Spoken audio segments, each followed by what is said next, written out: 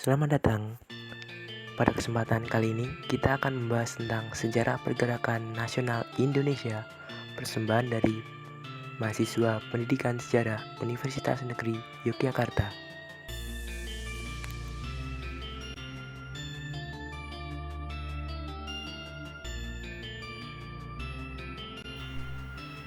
Tema kali ini merupakan organisasi modern Indonesia pertama, Budi Utomo. Materi ini dipersembahkan oleh Yoga Sukmadianto, Christine Wulandari, Dimas Abimanyu, dan Amalia Ramadhani Sukma Saputri. Pergerakan nasional lahir dari rasa sepenanggungan dan cinta tanah air.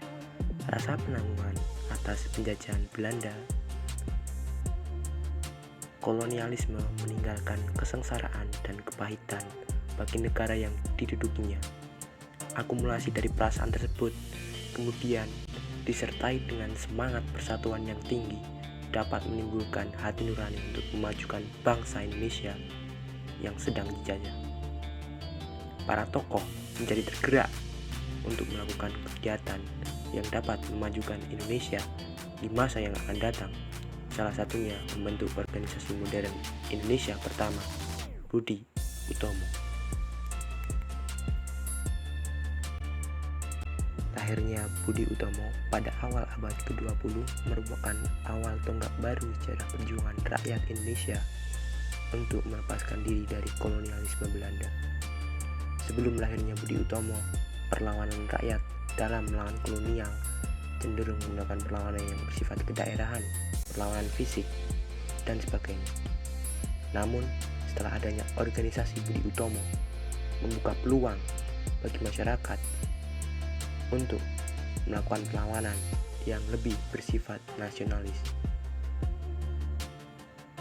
Tidak harus berperang, tidak harus berlawan fisik, tetapi dengan diplomasi. Karena itu, lahirnya Budi Utomo menandai bahwa Indonesia telah memasuki masa pergerakan nasional pasca 20 Mei 1908. Berdirinya Budi Utomo berkat adanya dorongan dari Dr. Wahidin Soedirohoesodo tentang perlunya memperluas pendidikan bagi bangsa Indonesia yang kemudian didukung oleh mahasiswa Stovia.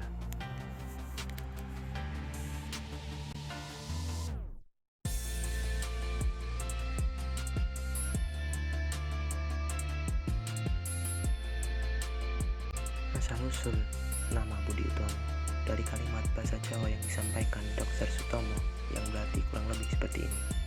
Suatu perkumpulan yang baik menunjukkan suatu budi yang utama.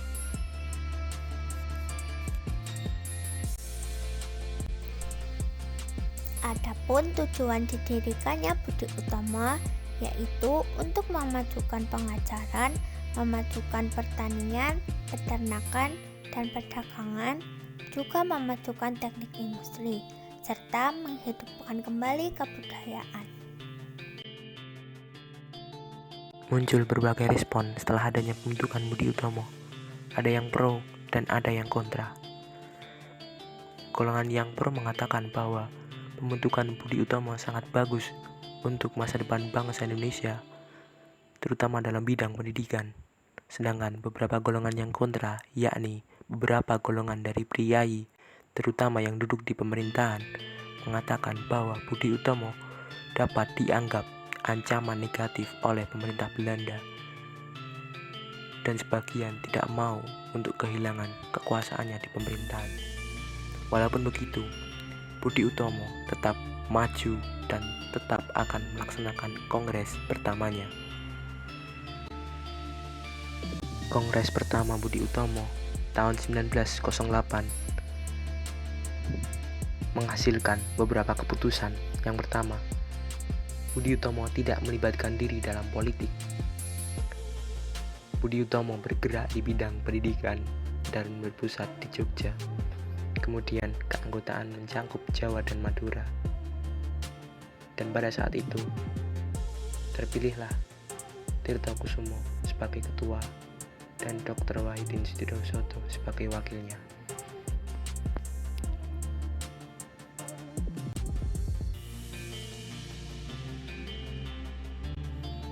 Beberapa dari golongan muda merasa kemajuan Budi Utomo kurang maksimal dan mereka memutuskan untuk keluar. Salah satunya Cipto Mangunkusumo, kemudian Cipto beserta Suwardi Suryaningrat dan Daus Dekker membentuk Indich Party.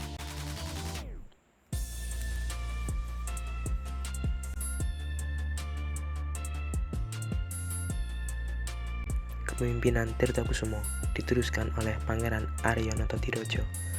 Pada saat kepemimpinannya, Budi Utomo berhasil memperjuangkan legalitas organisasi, sehingga setelah itu banyak bermunculan organisasi-organisasi di Indonesia. Namun pada saat ia memimpin pula, perpecahan mulai muncul dalam tubuh Budi Utomo.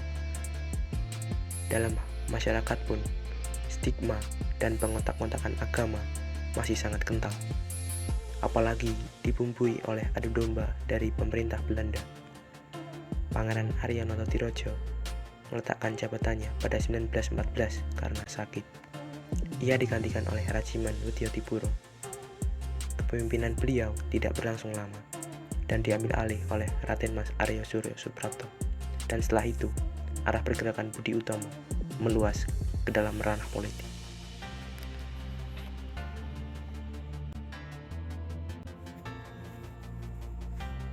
Sejak tahun 1931, Budi Utomo membuka kemerdekannya untuk semua putra Indonesia dalam bidang politik. Budi Utomo memiliki cita-cita yang sama dengan organisasi lainnya.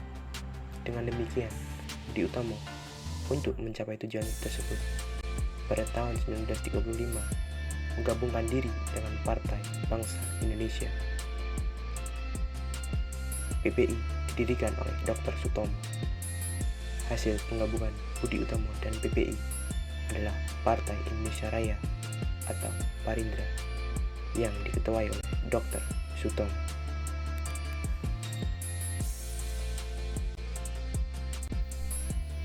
Demikian presentasi dari kelompok kami. Sekian dan terima kasih.